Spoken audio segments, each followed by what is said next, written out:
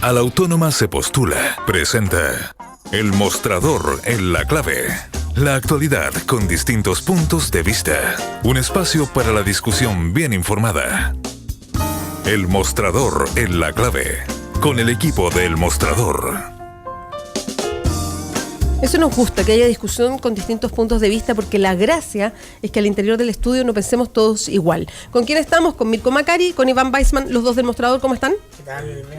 Buen día. Buen día, ahora sí. El Mostrador en la Clave es una presentación de la Universidad Autónoma, donde un 82% de estudiantes cursan carreras acreditadas y más de 21.000 egresados trabajan a lo largo de todo Chile. A la Universidad Autónoma se postula en www.uautonoma.cl, Universidad Autónoma de Chile, más universidad acreditada. Iván Weissman se está acomodando el micrófono, por eso saludo. Que no estoy acostumbrado a la radio, estoy aprendiendo. No, pero me gusta porque te ponen los fonos incluso, para medir el nivel de la voz y todo eso. Me gusta escucharme mejor. Epa, me gusta escucharme, me gustó esa frase, ¿no? Así me doy mejor cuenta de las tonterías que digo. No le digamos ¿Qué así. tomaste anoche, Iván? Anoche me porté muy bien. Hice de anfitrión de un amigo de mi hermano. Qué buen niño. A ver, veamos, abriendo el Mostrador esta mañana, con lo primero que me encuentro es con fotografía de dos mujeres de La Moneda. Me refiero, por un lado, a Analía Uriarte y por otro, a la nueva vocera de gobierno, Paula Narváez. El titular en el Mostrador dice: atrás sin golpes, la estratégica tregua entre la ministra Narváez y Analía Uriarte. Mirko Macari, ¿por qué tregua? Tregua porque había una tensión instalada hace mucho tiempo entre ambas. ¿No se llevan bien? Tiene que ver con una cuestión natural en la convivencia en Palacio, ¿no? Se da este fenómeno de las cortes, que hay en toda corte de una lucha por el poder en torno a un lenguaje simbólico, soterrado, ¿no? Que tiene que ver con tu proximidad, en este caso al monarca o a la monarca, y esto está todo lleno de intrigas, de pequeñas operaciones, de dime y direte. Se generan energías muy complejas en estos equipos, sobre todo si tienen dinámicas de concentración del poder y de cerrarse desde el punto de vista comunicacional, como es particularmente en el equipo de Bachelet. Como siempre se ha descrito, a la yo no conozco el círculo íntimo, así que no sé, pero siempre se ha señalado que ella trabaja de esa manera, que así le gusta, digamos, la organización en torno al poder que ella puede tener. Entonces esto es mucho más invisible a veces que en otros gobiernos, donde es mucho más evidente la pugna. A veces son pugnas públicas, incluso acá no, aquí el que hace público algún conflicto se va simplemente, no está fuera del código. Y esto tiene que ver con que la primera jefa de gabinete en este gobierno de Michelle Bachelet fue Paula Narváez. Paula Narváez se embaraza, ¿no? Se tiene que ir de prenatal y llega a reemplazarla a Analía Uriarte, que había sido ministra de Bachelet, ambas militantes socialistas. Y lo hace tan bien, logra tanto feeling Analía con la presidenta, que acumula poder, ¿no? Hay dos personajes que tienen mucho poder en La Moneda, en el entorno el entorno bacheletista, que son Analía Uriarte y Mahmoud Alewi. Espérame, ¿No? Ahí está el poder, los que cortan el queque, los que operan, los que toman decisiones. Entonces, perdón, eso no es una caricatura, ¿es así? Es así. Es así porque el poder es una cuestión invisible. Es decir, es un espacio que las personalidades llenan y que tienen que ocuparlo, porque el poder es como la física, no hay espacios vacíos, si uno no lo ocupa otro. Ahora, cuando te pregunto por caricatura, me refiero a si básicamente tienen la misma sintonía o piensan lo mismo, a ver, por decirlo bien en sencillo, o piensan lo mismo que la presidenta. Entonces, evidentemente, a uno le pasa hasta en su timeline del Twitter, ¿no? Uno como que se tiende a rodear de gente que piensa lo mismo que uno, ¿no?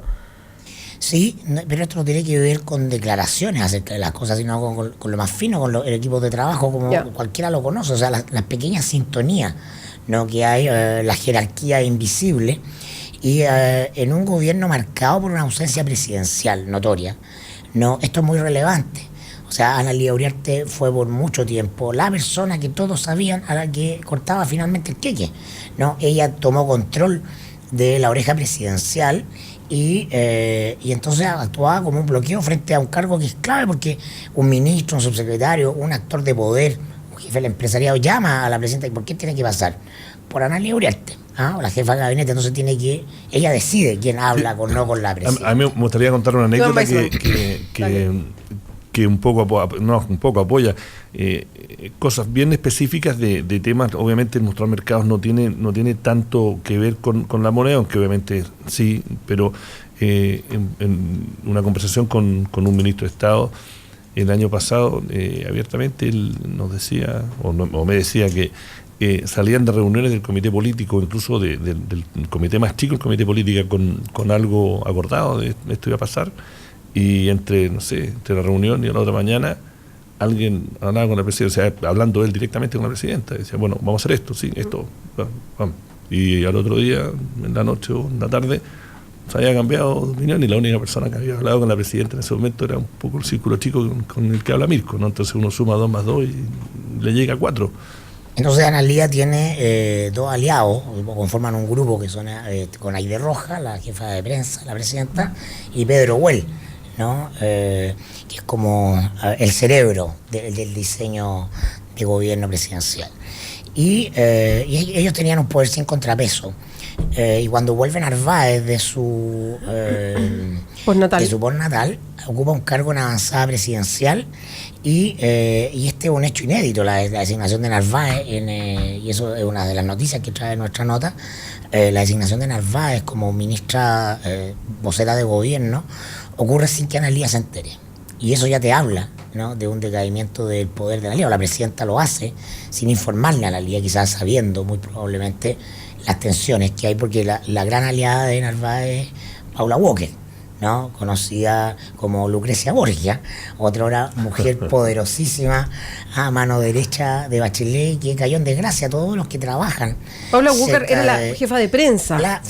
Partió siendo la jefa de SECOM, ¿no? Y ella, en este gobierno. Claro. Trabajó con Bachelet en el gobierno anterior. Trabajó en el gobierno anterior, se fue con Bachelet a Washington, a Nueva York, y cuando llegó asumió la SECOM, que es un cargo muy importante en el entorno bacheletista, porque tiene el control de las comunicaciones. La SECOM es la Secretaría de Comunicaciones. La Secretaría de Comunicaciones, y se trenzó en una pugna con Peñailillo, y donde finalmente salió derrotada, ¿no? Entonces fue mandada a Siberia.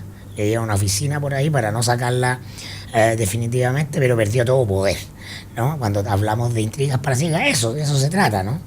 Entonces, una vez destronado Peñailillo, Paula Walker sigue ocupando ese puesto y reconstruye una cierta trenza de poder con Paula Narváez. De hecho, a las dos le dicen las Paulas, ¿ah? Operan y trabajan en conjunto. Entonces se leyó internamente que Paula Walker volvía a ser de la suya a través de Narváez, ¿no?, y iba a luchar por recuperar el poder. Entonces se auguraban días complejos con esta otra trenza de asesores presidenciales, y la nota que reporteamos nosotros justamente te habla de que lograron una paz, Pax Romana, es decir, atrás sin golpe, como dice en el título, y eso se quedó evidenciado cuando el día lunes en la noche, en una instancia que fue clave para la moneda, que fue la reunión con los senadores socialistas, ¿no?, que andan de díscolos por la vida. Entonces las dos, a las militantes socialistas, Narváez y Analía Uriarte, operan en conjunto, trabajan en conjunto, y dicen, oye, esto tenemos que hacerlo juntas, porque si no, no puede ser esto parte del campo de batalla. Y es una noticia de poder, porque te habla, ¿no?, frente a un gobierno con una estructura donde los ministros no están todos empoderados, ni están desplegados, porque a la presidenta no le gustan a los ministros con agendas propias, o los ministros que tienen demasiado cordel suelto. Le gusta tener el control de eso, que nadie se destaque mucho, que nadie, y ese es un problema en política, ¿no? Entonces el verdadero poder pasa por ciertos lugares clave de la moneda, y por eso que es tan decisivo, tan importante esto, que en el fondo son historias tipo House of Cards, ¿no? Tienen algo de intriga novelesca, pero son muy reales. Lo que pasa es que yo ahí, a ver, uno mirándolo de lejos, y aquí te pregunto, tú conoces mucho más lo que pasa al interior de la moneda, cuando se definen estas estructuras y estas peleas por el poder, uno tiende a pensar desde afuera, y a lo mejor uno tiende a pensar lo mismo de la empresa, y a lo mejor la empresa pasa lo mismo, y van en los directorios, no lo sé.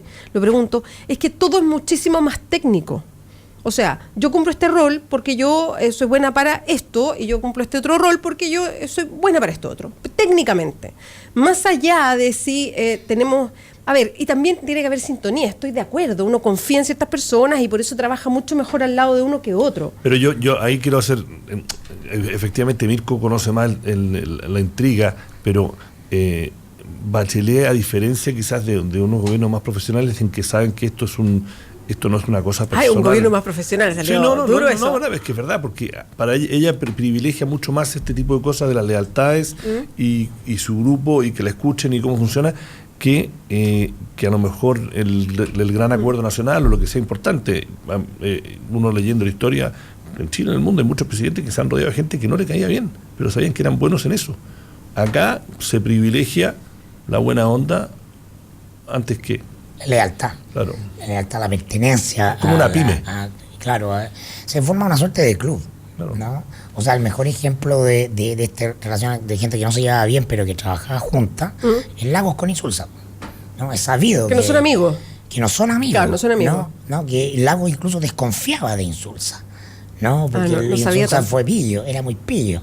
¿No? Entonces era un gran blufeador, pues, en esta lógica del poder, de ir a mostrar quién manda, ¿no? Es un gran jugador de póker, ¿no? Y el estilo de Insulza es la antítesis del estilo Lago, ¿no? Lago es un personaje shakespeariano enfrentado al espejo, a las grandes preguntas de la historia, ¿no? Con dudas que después resuelve y se muestra resuelto.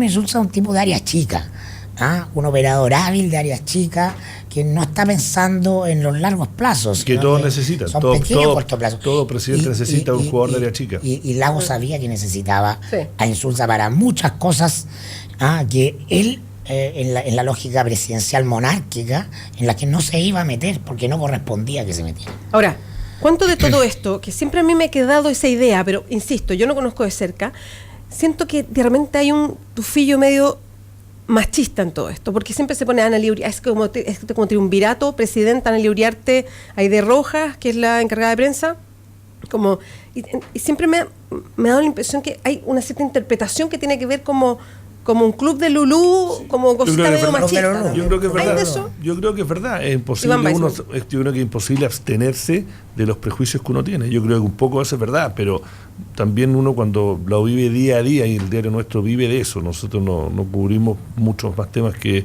donde se junta la plata, la política y el poder. Cada vez que uno es un poco escéptico, que a lo mejor no es tan así, la realidad los eventos te dicen es más así. Y yo soy mucho más escéptico que Mirko en ese tipo de cosas. Me dice que yo soy muy inocente, naif. No, o sea, yo creo, machismo de quién te preguntas tú. ¿En la mirada sobre el asunto? En todo, en todo. Y no solamente me refiero a lo que hacen los medios de comunicación, que también de repente me queda la idea, por columnas que uno lee, por interpretaciones de notas a propósito de este triunvirato que hablábamos, o cuando se ponen, no me refiero a usted, no lo estoy diciendo a usted, pero si hoy día tú abres el mostrador, problema. vemos a dos mujeres y uno dice, bueno, ¿hay algo de machismo en todo esto también? Al contrario, de mujeres al poder. Estamos diciendo que este país está gobernado por mujeres, lo gobierna la presidenta, ¿no? Y estas intrigas de palacio habitualmente protagonizadas por hombres las protagonizan mujeres. Es exactamente todo lo contrario, se reconoce, ¿no? Que son las mujeres las que administran el poder. Pero a otro nivel. En un lado y en otro. Pero a ahora, otro nivel, si tú habláis de los técnicos de Lagos y de los primeros técnicos de Bachelet. Lo de Lagos no te estoy diciendo que fue técnico, te estoy diciendo de modos de ejercer el poder. Cómo él toleraba a alguien que en lo personal no era su amigo, ni era cercano, ni tenía feeling, como era José Miguel Insulza, ¿no? La pregunta es, ¿hay alguna mujer en el entorno de Bachelet que reúna esas características, que esté ahí trabajando? Porque no sea su amiga, porque no tenga cercanía, porque no tenga feeling, sino por su enorme capacidad política, y la respuesta es no. Ahora, esto es objetivamente, este es un gobierno débil, es una conducción presidencial débil, porque justamente no tiene un segundo piso con una expertise técnica y política.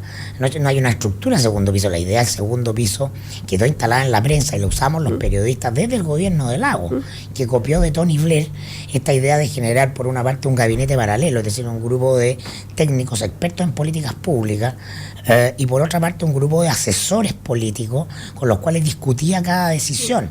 ambos grandes e importantes, ¿no? Eso, por cierto, que fue muy menor con Piñera y mucho más menor con Bachelet, y ese es uno de los grandes déficits. Es decir, no hay una estructura en torno al presidente, porque la presidencia no es una persona, es una institución, ¿no? No hay una estructura de reflexión política compleja, y eso tiene que ver con los enormes déficits de gestión que estamos viendo en este gobierno también.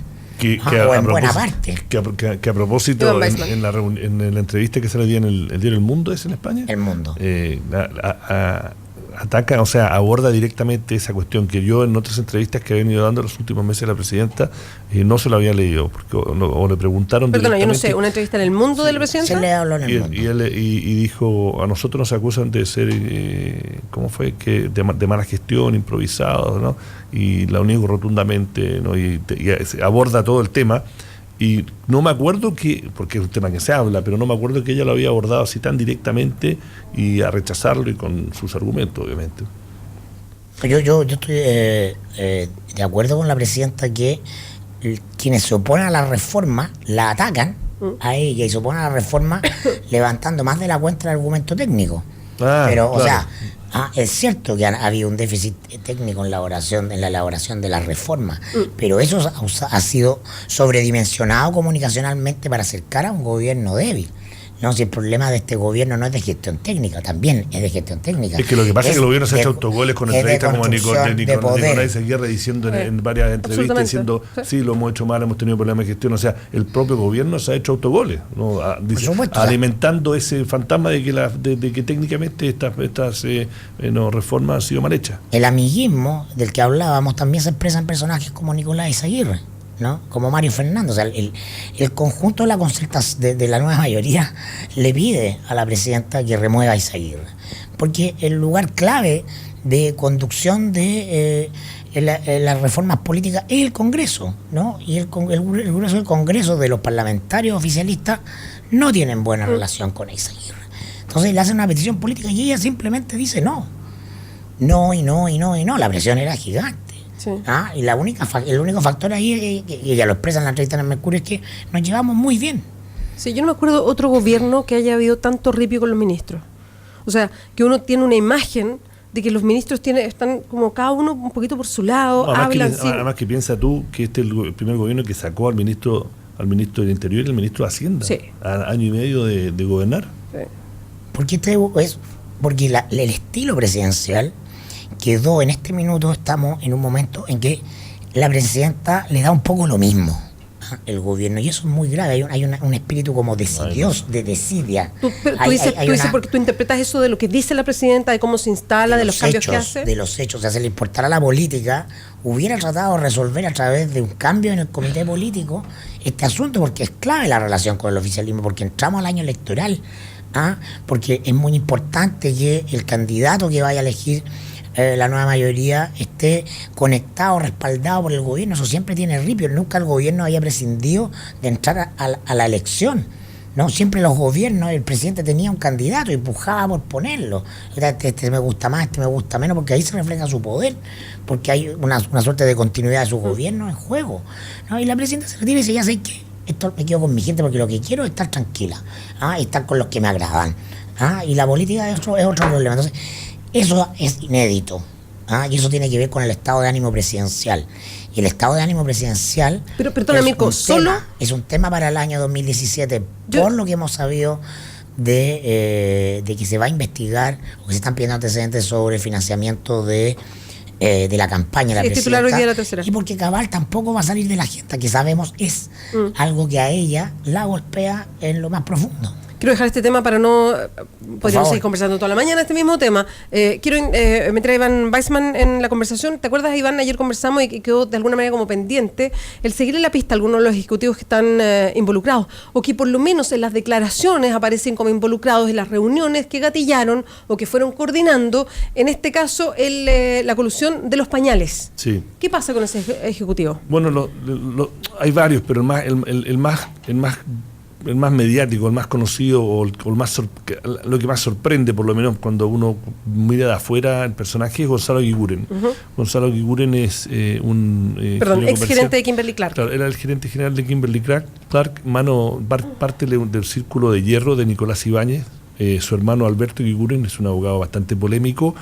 Es considerado como el más duro de los dos hermanos y es el abogado de la familia Ibáñez. Y Gonzalo Eguiguren, un tipo, la verdad, de afuera, yo no lo conozco personalmente, pero sí de él, era un tipo bastante respetado. Es más, durante la parte más álgida del caso Cascadas, él era ya director independiente de una de las unidades de negocios de la Reinvial. Lo ponen como presidente de la gestora de fondos, de la AGF, que es la que maneja activos. Y era un tipo, la verdad, bastante respetado. Ahora, sale esto. Cuesta creer, no voy a meter de nuevo en la parte técnica, pero cómo funciona técnicamente y legalmente lo de la acción compensada, cuesta creer que CMPC esté mintiendo sobre eso. Solo ellos lo saben y solo lo sabe Eguiguren. Y Eguiguren, más allá de eso, es un tipo que está relacionado con el subsecretario Cristóbal Lira, es un tipo que en teoría debería ser impecable, y si es efectivo que él era parte de estas conversaciones y fue activo y clave en los 7 años o 9, depende cómo se midan, en que se coludió el mercado de los pañales, me parece que es grave. Ahora vamos a ver si la Fiscalía Nacional Económica qué hace. Y el otro... Perdona, ahora él se va de negativa. Sí, aparece en testimonio hoy día en el Mercurio. Y en la tercera dice, nunca he amparado las malas prácticas y jamás lo haré. Es una negativa bastante general, es como decir, yo nunca he pensado mal. Yo no robo y nunca robaré. No se sabe, pero hay que verlo, por último. Y el otro que es importante de entre los mencionados es Sebastián Buceta. Sebastián Buceta es primo de los Ibáñez, fue gerente general de una de las unidades de Kimberly Clark, también está mencionado en las conversaciones, y ahora era gerente general de unas unidades de Indumotora, que entiendo que salió una noticia antes de entrar que se vendió. Indumotora era una de las grandes automotoras de Chile, y un tipo también muy cercano al piñerismo, con muchas redes, ¿no? Es impresionante ver cómo la gente que a veces nos dicta cátedra de que esta reforma está mal hecha y que el gobierno se está cayendo a pedazos, era parte de hacer cosas que también hacen que le quite legitimidad al sistema privado, ¿no? Ahora, perdona, hay una pregunta antes de terminar, Iván. ¿Qué pasa cuando hay gerentes que están involucrados y a lo mejor las cosas tienen estatus distintos dentro del mundo empresarial? Lo pregunto desde afuera. Cuando hay gerentes, y esto tendrá que investigarse, en fin, pero que aparecen como involucrados, ¿esto les afecta en su vida profesional realmente o no? Mira, yo creo que Chile en ese sentido sí ha cambiado. Hay gente que estuvo involucrada en el caso Cascadas que no han sido legalmente sancionadas, pero que sí en el aspecto social y el aspecto laboral han sido bastante afectados. Yo creo que eso ha cambiado en ese sentido en Chile. Hay una sanción no de la sociedad o de los círculos en que se mueven que efectivamente está. Ahora, en un país como ese, si efectivamente resulta que esto es verdad, me parecería que lo primero que tienen que hacer es que sacarlo. No puede tener un tipo que se confirma que estuvo parte de coludir y sacarle plata del bolsillo a millones de chilenos, que sea presidente de una empresa que es regulada, o que se trata en bolsa, o que es una empresa que es privada pero con un rol público. Esa es mi opinión. País si el capitalismo tiene garrota y zanahoria, el garrote tiene que ser de que tiene que pagar un costo por portarte mal. O sea, no es casual que todos estos apellidos que dan vuelta en estos casos sean los del 0,01%. Sí, claro. Los mismos que concentran el ingreso, que tiene que ver con que la reforma de lo que se llama, ¿no?, el neoliberalismo en Chile o la modernización capitalista de Chile se hizo arriba de un fondo, ¿no? De un fondo que es una organización con una estructura feudal. Entonces las clases sociales son determinantes y los patrones, de quienes los patrones, los jefes los dueños de la tierra ahora pasaron a ser los jefes de las instancias de poder económico. Entonces, y ese grupo chico es muy difícil que no se coludan, que la colusión pueda operar con reglas de país desarrollado, de cultura anglosajona. En Estados Unidos hay yo quiero decir, claro, en Estados Unidos se coluden todos los meses, hay grandes casos de colusión. Sí, claro. Lo que pasa es que cuando te pillan, lo que pasa es que cuando te pillan, para que haya una multa. Exacto. Y que ahora la ley, es injusto criticar la ley nueva por lo que pasa ahora. Por la ley nueva yo creo que va a funcionar, ¿no? Porque al fin y al cabo. Ahora, también quiero ser justo, con el 90% de la gente que yo hablé reporteando la nota de hoy estaban muy sorprendidos, hablan muy bien, particularmente de Eguiguren. Dicen, mira, el hermano yo te lo creería, el hermano es un tipo medio polémico, medio oscuro, pero él pero vamos a ver qué pasa, ¿no? Lo que determina la justicia o los reguladores. O si sabemos algo más, porque aquí hay silencio de los que deberían estar entregando una respuesta un poco más concreta. Pero él por lo menos salió a hablar hoy. Yo traté de comunicarme con él a través del Ceros, yo no lo conozco hasta antes, por los últimos 2 días, y no, me mandó mensaje que no quería hablar. Iván Weissman, Mirko Macari, muchas gracias. Chao, nos volvemos a ver mañana. Yo mañana no estoy, así. ¿Pero que cómo? No estoy. Hasta después de la fiesta, No, Iván, ¿no? parece que voy a hacer un par de cosas telefónicas la otra semana, pero no voy a estar en Santiago. Voy a estar trabajando, pero no en Santiago. Ya, está bien. No vamos a preguntar más porque está dentro de la vida privada del personaje que escuchamos en la radio. Iván Weissman, Mirko Macari, muchas gracias. Nos vemos. Gracias a ti, chao. El Mostrador en la Clave es una presentación de la Universidad Autónoma, donde un 82% de estudiantes cursan carreras acreditadas y más de 21.000 egresados trabajan a lo largo de todo Chile. A la Universidad Autónoma se postula en www.autonoma.cl. Universidad Autónoma de Chile más universidad acreditada. Pausa y volvemos.